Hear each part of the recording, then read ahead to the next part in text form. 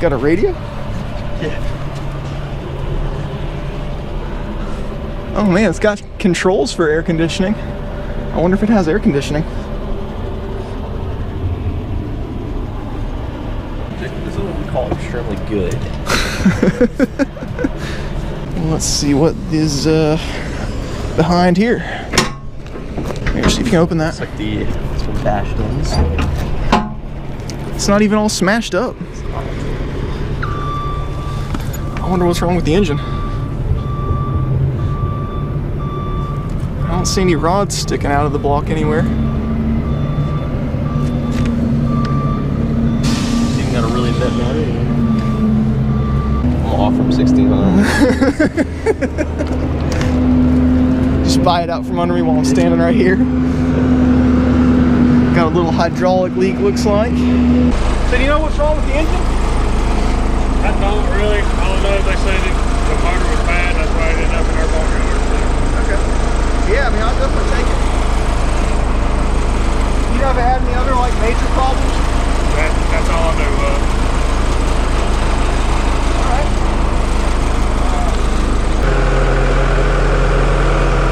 A little bit more. Okay. Can you set it down right there?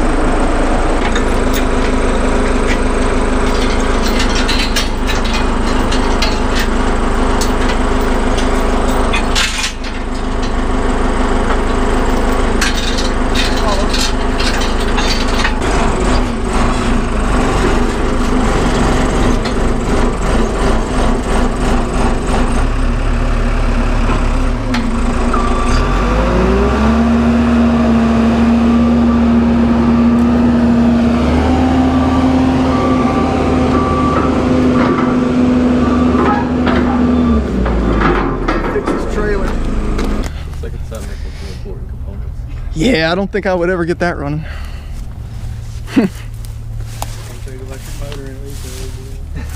Battery powered bulldozer.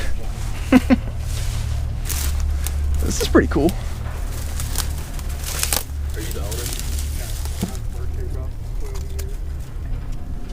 The guy owns the place. His family's farmed this area for 100 years.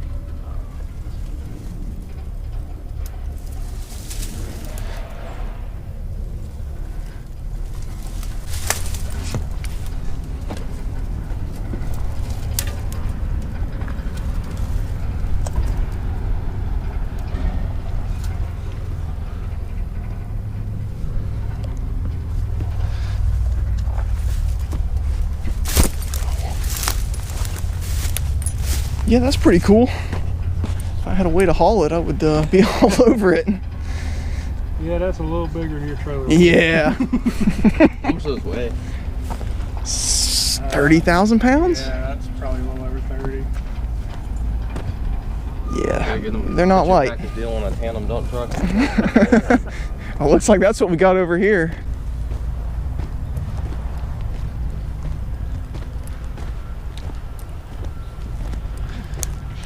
Mac of some kind. Got some yarders. Nothing. Could you drive these on the road, or are they strictly for not like road use? They got to have, all the DOT required stuff. But, Right. we haven't ever tagged any of ours. Not sure what that is. I don't think we ever actually ran this one. It's got some pipes for a park starter. Let's wander through this way. Oh, that's pretty cool. A whatchamacallit? Interrogator? Sprayer? No idea what that thing is. It's a sprayer, right? Yeah, it had a dry box. Oh, okay. A spreader. Yeah, they need to get track down one of them so they don't come out our farm and be like, oh, it'll be $600 if we get stuck. Just sold a couple weeks ago, 83, I believe. Kenworth cab over out of here. You guys want to restore it, put the engine in and stuff. 3208, all smashed up. Money. Can't get away with gliders anymore. Yeah. That's my Fitzgerald glider. You ever heard of them? That's, Yeah, we've worked that's on my several family. of their trucks. Okay. Out in Tennessee. Yeah, my cousin married into it. Yeah, it's always kind of weird when one comes in, we're like, hey, we need this part. It's like, it's all freight line. We're like, we're not showing anything, anything on this truck. That's pretty cool. Well, we gotta go check out this Oshkosh, don't we? Yeah, that's our pride and joy right there. That is sweet. Is it complete? Yes, I believe that the engine is bad. Got no Detroit. Oh yeah. Brings up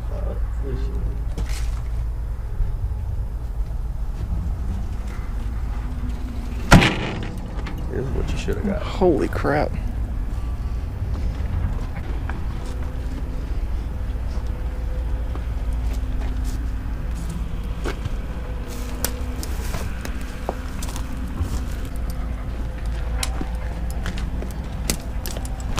See if we can see the engine in here.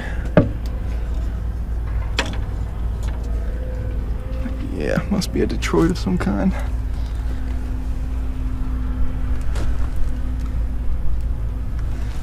Six-wheel drive. That's really cool. How old is that thing? It's the early 80s. 84, I think. So sweet. That'd be fun to drive. Alright. All right. Did you find anything you can't live without? Nah. I think the metal man would like this more than I would. Yeah. There's a tool truck, red van. I didn't notice that.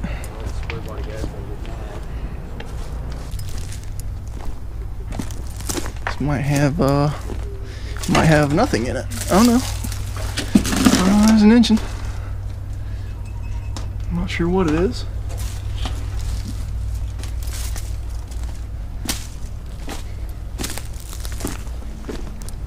I got a 95.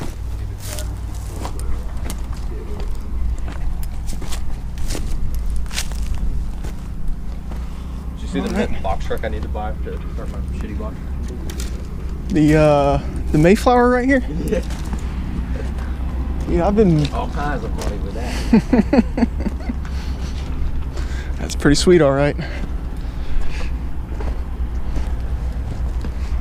All right. Well, we won't take up any more of your time. This thing has been sitting here for 3 years now, I think. Long enough for these little trees to start growing up around it, and certainly long enough to where I should have done something with it long ago, but better late than never, I suppose. This is a Bobcat S250 that I bought for $1,500, I think, because the previous owner said it had a bad engine. As you saw, I kind of prodded him a little bit to see if he could give me any more details about it, and he just kind of shrugged. That just means you know as much about it as I do, so we can go through it together. First things first would be to check the fluids. Now, I did already check the engine oil, actually, but I will check it again to show you if I can find the dipstick. I think this is it right here. So, it's got oil in it. It looks to be about the right level, about the right viscosity. I don't see any water or metal shavings in it. I can hold it still here. It doesn't smell like diesel fuel or anything, and it doesn't look... Actually, it does look a little bit cleaner than maybe it should, but anyway, it looks pretty good. That's a good sign. That indicates that this engine may not be as broken as it could be. The only other fluid to bother checking is the hydraulic oil, which is in this sight glass on the side right here. Now, I don't see any in it, but presumably if it has a bad engine, that means it probably had a good hydraulic system, so I'm not going to worry about that right now. I'm going to worry about trying to get it running first. This is an oil-cooled engine, so there's no coolant to worry about, so we can just move right along. The next thing I want to do is see if the engine will spin over by hand. So to do that, I'm just gonna put a ratchet on one of these crank bolts right here and try to turn the crankshaft over twice. That way I know the camshaft turns over at least once.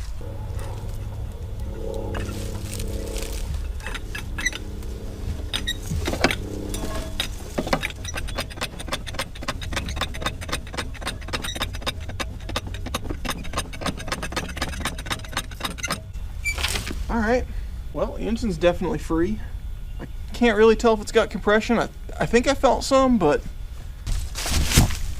this is the battery that was in it. It's been sitting here the whole time. I'm sure it's just dead as a doornail.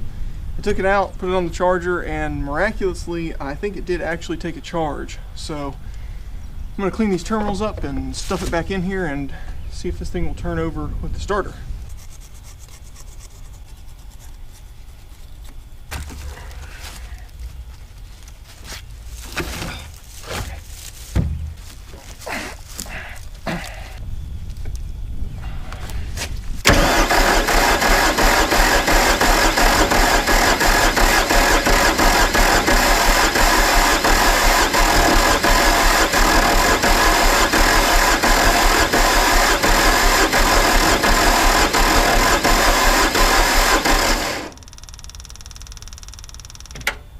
Something sounds off about that. I want to make sure that I am getting fuel to the injectors.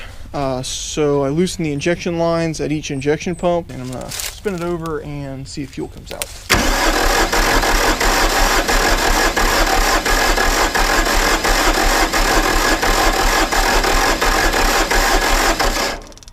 I took the shutoff solenoid out, so I'm going to try turning it over now and see if I get fuel. I think that's how it's supposed to work. I'm not sure.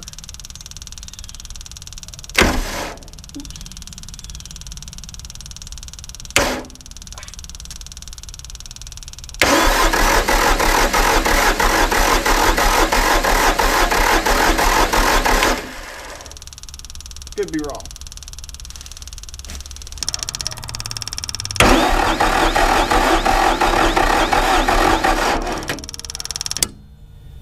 The fuel shutoff solenoid is definitely working, so I went ahead and put that back in. Based off everything I'm seeing, I think this engine probably has a broken timing belt. I'm going to try to remove this inspection cover off the front here, and that should give me a good look at the timing belt.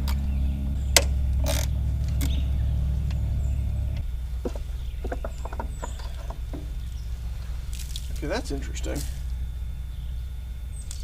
That's what I thought. There is supposed to be a security bolt in this cover. So there's two regular bolts and one security bolt in this recessed hole down here. And the security bolt was missing, which is good because I don't have the bit that you need to take it out.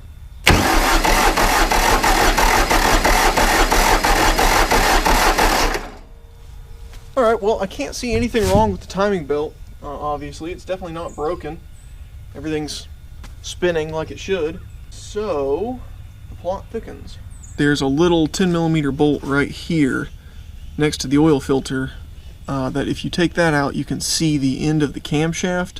So I took that out, looked in there while the engine was turning over, and the camshaft is spinning.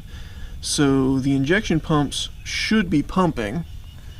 And I know they're getting fuel up to them because there's fuel coming out of the return line. So the only thing left that I can think of is there's a control rod that controls all the injection pumps, and it may be stuck. But apparently you can inspect that by removing this little 10mm bolt that's right next to the number 2 injection pump, I believe.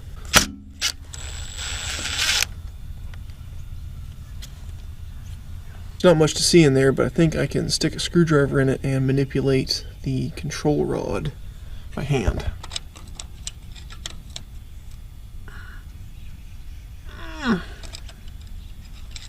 That control rod is definitely stuck, so that may mean that we have a stuck fuel pump or more than one. So I'm going to take them out one by one and make sure they're free.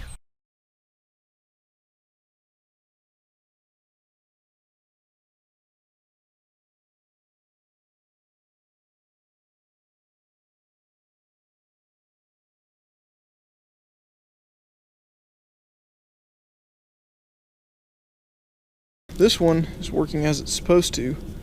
This little pin slides into the control rod, and as you move it, that controls how much fuel gets delivered.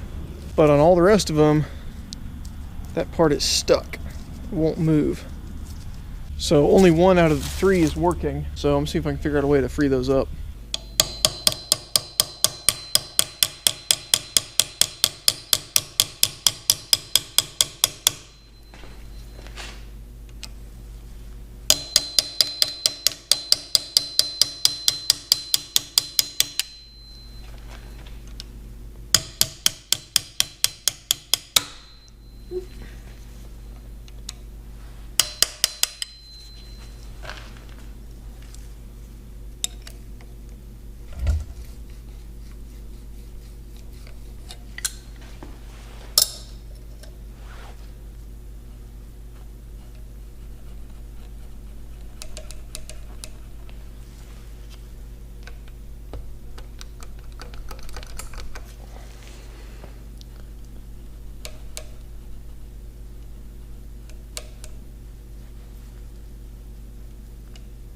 Nice. I've got all the fuel pumps freed up, so I'm getting ready to put them back in and get a pretty good look at that control rod that engages with those pins. See if I can get some light on it. See, so that just slides back and forth like that. It's controlled by the governor and controls the amount of fuel that goes in. So you have to lock this control rod in place. The way you do that is there's a little threaded hole right here, and there's a slot that lines up right there. And there's supposed to be like a little threaded pin that you buy from Dutes or wherever that screws in there and locks into the slot, but I didn't have one of those, so I just got a bolt of the appropriate thread. I think it was M10 by 1, and I just cut a little taper on the end of it, and I'm going to carefully screw that in by hand such that it wedges into that little slot in the control rod and holds it in position. So once you've got the control rod locked down, the other thing you got to do is take the injector, and there's a little plug right here in this hole, and you just want to take a piece of wire or something, and from the back side you can very carefully just kind of poke that out. There's a little rubber seal on it that yeah, I don't think this one's coming out with it, but I guess the seal can stay in there. But anyway, then you want to take your wire and put it in from the top.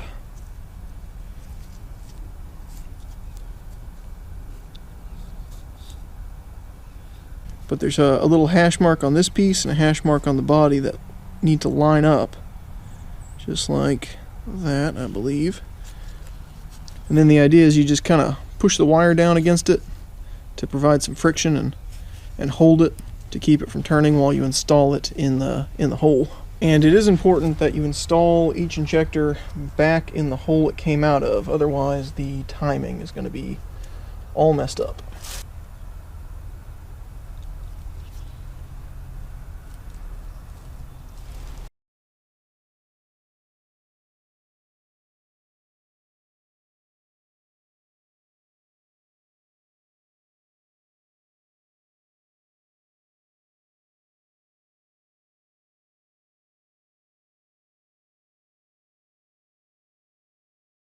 I think I've got the injectors bled. I had it to the point where it was smoking, but it wouldn't fire off. So I'm gonna keep trying here.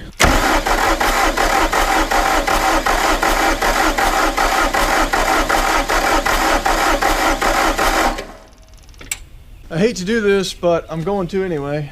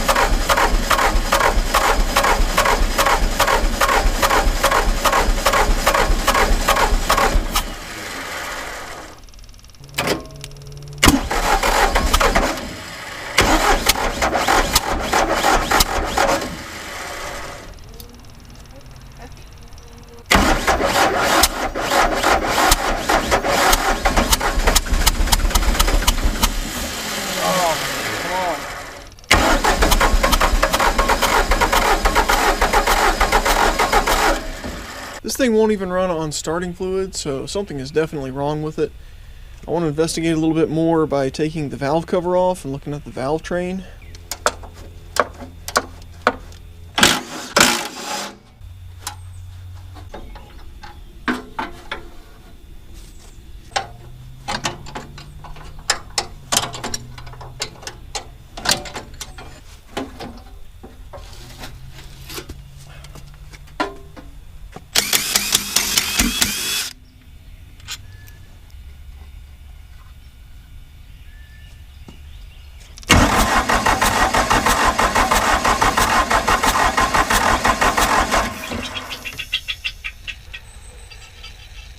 Can't see anything wrong with the valves or the timing. I think the timing is correct. I don't actually have the special tool that you need to check it officially, but I lined up the number 4 cylinder here with what I think is top dead center on that cylinder, and then looked through the little camshaft alignment hole that's down here that I showed you before, and the hole was lined up, so I'm not getting any indication that the timing is off.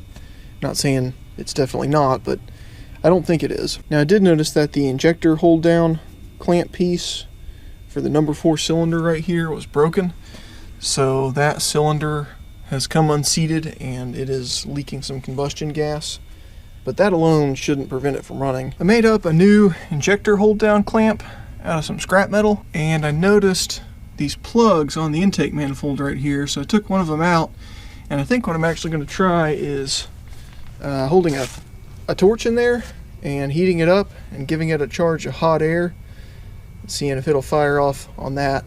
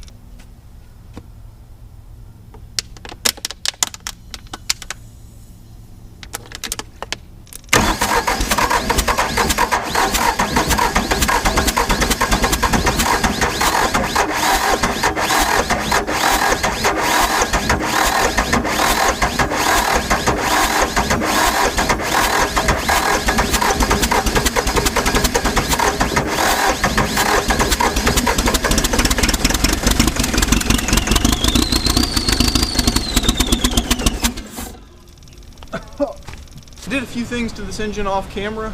I checked the timing with the actual correct timing tools. That's what I was talking about before. It's just 2 threaded pins with kind of these handles on them. One of them threads into the back of the block, and there is a machined surface on the crankshaft that just rests up against it. And when you have it like that, that's now you know the crankshaft is at top dead center. And then the other one threads into that hole that I showed you on the front of the block and goes into a corresponding hole in the camshaft, and that's how you know the camshaft is locked at top dead center. Now, I never could get either of these pins to actually fit into the hole on the camshaft.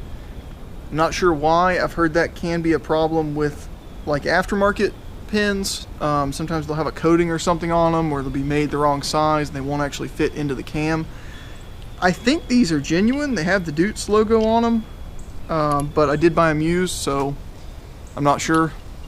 You can see I tried to sand that one down a little bit to see if it would fit, and it made no difference. Despite that, just visually and based on how the pin felt when I was trying to get it in, I'm confident that the timing is still fine. I don't think there's a problem there. So after that, I did a compression check, and that definitely indicated a problem. If I remember right, I got 250, 370, 440, and 340 PSI, respectively, on each cylinder. I'm not entirely sure what to make of that, because technically that should be enough compression to run on all but the really low cylinder that was only 250. But it's my understanding that the value of a compression test is more so in comparing the cylinders And the Deutz manual says if you have more than a 15% difference between any two cylinders, then you have a problem that you need to disassemble the engine to figure out. So that's way too much variation. The low cylinder might be partially explained by that injector that had the broken hold down clamp and came unseated. I tried to fix that. I'm not sure if I really did or not, but even ignoring that, it's still too far apart. So this engine definitely has major problems.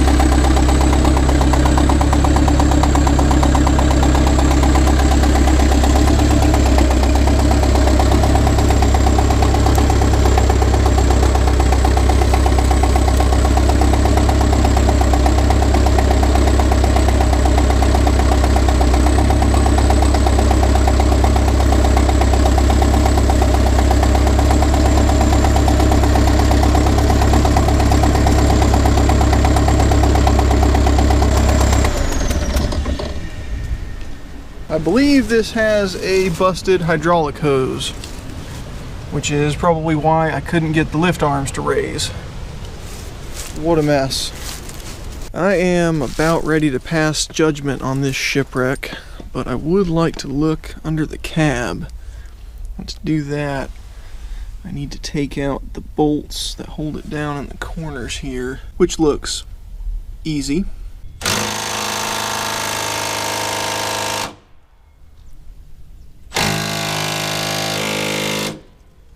I think these cab bolts are actually mounted on like a rubber isolator, so the impact doesn't do anything because it just absorbs it. And if I could get a breaker bar on that, it would probably just tear the rubber. So I think the only way those are coming off is with a torch, and that is going to set a bunch of stuff on fire, which I am not interested in dealing with right now. So came around here, tried to take one of the side covers off, and I took this bolt out, and look what happened.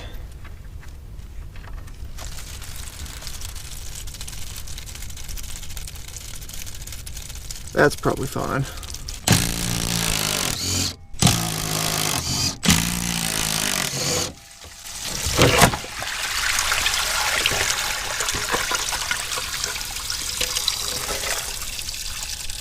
Okay. Can't see too awful much.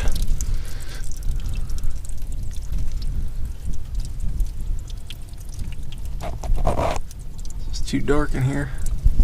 I want to just take a minute to really try to communicate how bad this thing is, because I realize I'm standing here looking at it in person and you're not. I don't know what you call this, but like the bottom of the cab, that rail that rests on the frame is just rusted beyond belief. Especially up here in the corners where the cab bolts are. I think it might actually be rusted through. You can see the seat rails have just disintegrated into pure iron oxide. Throttle is completely seized. The controls do seem to work. I think the left-hand side needs to be centered.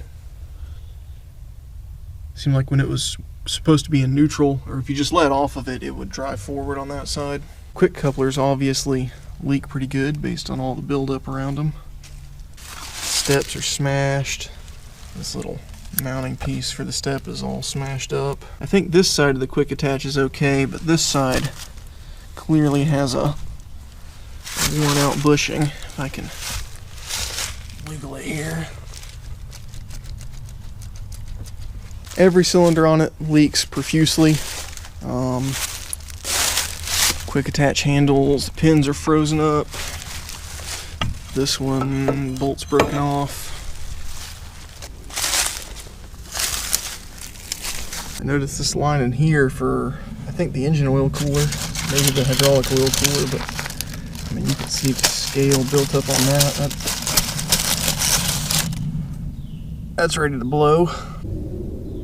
See the rust in here.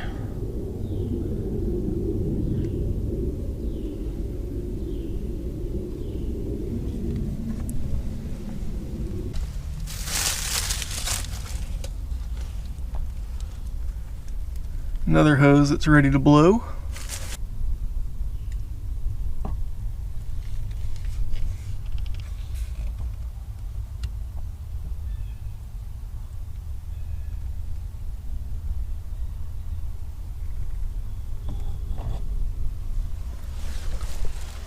You can see, I mean, how bad the paint is. It's just falling right off. Huge rust bubble here. Just all over the place. So yeah, I have decided that this thing definitely needs to go to a new home. Even by my lax standards, it's just not savable. Ignoring the engine, which is a major factor, it's got 4,500 hours on it, and it has spent who knows how many of those hours stewing in some kind of corrosive material that has just done too much damage to it to ignore. So that's a little disappointing. I did want to fix this up and get some use out of it, or sell it and make a bunch of money on it, or just do something a little more satisfying than this conclusion, but what can I say? You can't save them all.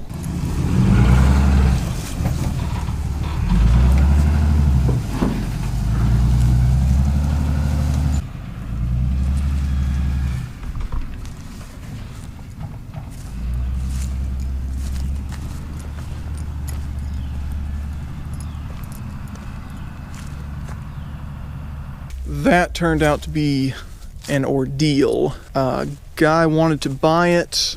He sent a third-party, like, hotshot driver to pick it up, as you saw. I had told him that it wasn't operable, but I could push it up on his trailer with another skid steer. I jumped the terminals in the fuse box for the parking brake relay with just a jumper wire and started pushing on it and got it nearly on the ramp and ran out of traction. As you can kind of see, while I was trying to figure out what to do about that, it started smoking. I pulled the jumper wire back out, and fortunately it didn't actually catch on fire, but I was worried that it was going to, so I ran and got the oxy-fuel torch and torched the rusted cab bolts off and raised the cab up, and sure enough, the parking brake solenoid was melting down. So I just unscrewed the bolts for it, pulled it out, pulled the parking brake guts out, which is very easy to do if you can get the cab up. and then went and got this come along, hooked that all up, and started winching it up the trailer by hand. That ultimately worked.